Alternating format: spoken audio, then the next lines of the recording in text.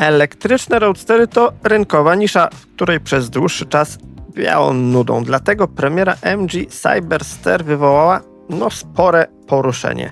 Chińsko-brytyjska marka postanowiła przypomnieć o swoich sportowych korzeniach i mimo, że przede wszystkim serwuje nam raczej mało emocjonujące SUV-y, tym razem zaserwowała nam dwuosobowe cabrio z potężnym napędem elektrycznym na obie osie.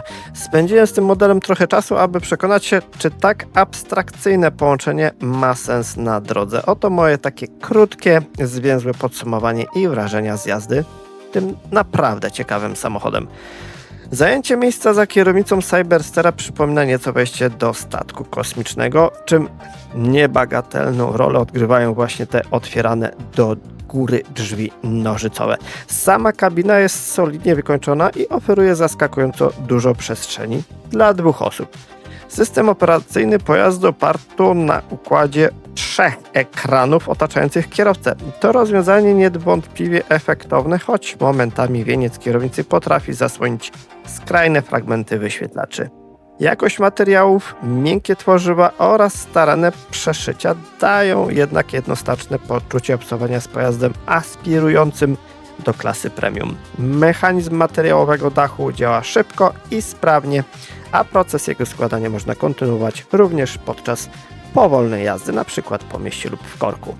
Jazda wersją GT, czyli z napędem AWD, to czyste szaleństwo. Układ 2 silników generuje 510 koni mechanicznych i potężne 725 Nm momentu obrotowego. Efekt? Wciśnięcie pedału przyspieszenia katapultuje ten 2-tonowy samochód do pierwszej setki w niespełna 3,2 sekundy. Mimo sporej jak na roadstera masy, Cyberster zachowuje się na drodze zadziwiająco pewnie. Nisko umieszczony środek ciężkości za sprawą baterii o pojemności 77 kWh, oczywiście wbudowanej w podłogę, sprawia, że auto wręcz klei się do asfaltu na krętych odcinkach. Układ kierowniczy jest precyzyjny, a zestrojenie zawieszenia stanowi bardzo trafiony kompromis. Zapewnia sportową sprężystość w zakrętach, ale oferuje wystarczająco dużo komfortu, by nie męczyć kręgosłupa podczas dłuższej weekendowej wycieczki. W warunkach codziennego użytkowania akumulator pozwala na realne pokonanie około 400 km na jednym ładowaniu w cyklu mieszanym. Według normy jest to około 443 km. Tylny bagażnik ma pojemność 250 litrów. Nie bije rekordów pakowności, ale na weekendowy wyjazd we dwoje spokojnie wystarczy. Choć warto zapakować się raczej w miękkie torby.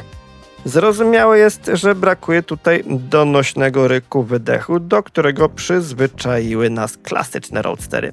Ale bezszelestne, brutalne wręcz nabieranie prędkości przy otwartym dachu ma swój własny, unikalny urok i podbuja wrażenia dynamiki. I jeżdżąc tym samochodem sam zacząłem się zastanawiać, czy wolałbym jeździć roadsterem z napędem elektrycznym, czy na przykład z napędem diesla.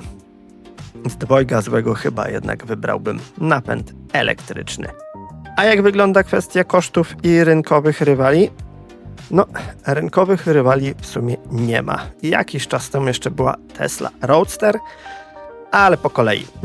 MG Cyberster w testowanej najmocniejszej wersji AWD został wyceniony w Polsce na nieco ponad 300 000 złotych. Podstawowy, słabszy wariant z napędem na tył to wydatek rzędu 278 000 złotych.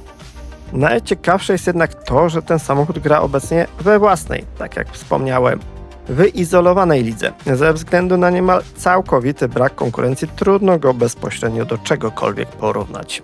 Do czasu rynkowego debiutu elektrycznego następcy Porsche 718 Boxstera, o ile w ogóle ten się pojawi, czy też innych bezemisyjnych projektów o nadwoziu cabrio, MG Cyberster jest jedynym autem na rynku, które oferuje osiągi super samochodu, wiatr we włosach i zasilanie z gniazdka w tak skalkulowanej cenie. Zdecydowanie warto się nim przejechać.